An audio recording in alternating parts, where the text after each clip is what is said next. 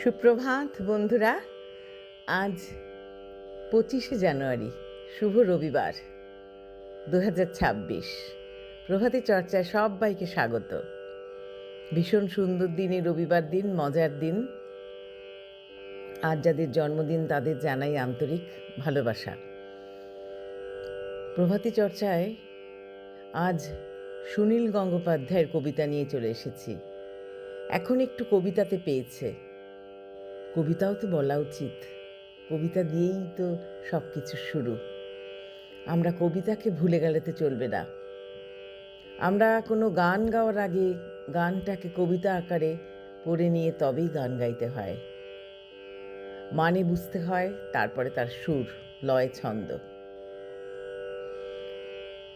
সুনীল গঙ্গোপাধ্যায়ের কবিতা খাদ্যা খাদ্য। কবি ফরিদপুরের লোক ছিলেন, ভীষণ জমাটি লোক ছিলেন। সবাই উনি আমাদের কাছে খুব বিখ্যাত লোক, ভীষণ ভালো। সুনীলদা খুব রসিক লোক। সুনীলদাকে প্রণাম জানিয়ে কবিতাটি শুরু করব। তোমার আমার খিদে পেলে খাই পেয়ারা কলা, ওস্তাদজি সেই সময় সাঁততে বসেন গলা। শান্তিপুরের জামাইবাবু মানুষ অতি শান্ত, খাবার দেখলেই বলেন, ওরে আয়না খানা আনতো। আছেন মস্ত সওদাগর, হিম্মত সিং খান না, হিরে মুক্ত গুঁড়ো ছাড়া আর কিছুই খান না। পাশের ফ্ল্যাটের ছোট মেয়ে, বায়নার নেই অন্ত, টুথপেস্ট সে খাবেই খাবে, পায়েসে মাঝে দন্ত।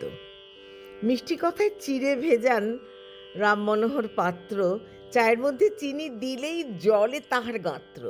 গজেনবাবু ম্যাজিক দেখান, জ্যান্ত আগুন খাওয়া, পদ্য যারা লেখেন তাদের খাদ্য দক্ষিণ হাওয়া। এটে ভাই তুমি আমি আছি দেদার মজায়, মনের সুখে খিদে মেটাই, মন্ডা মিঠাই গজায়।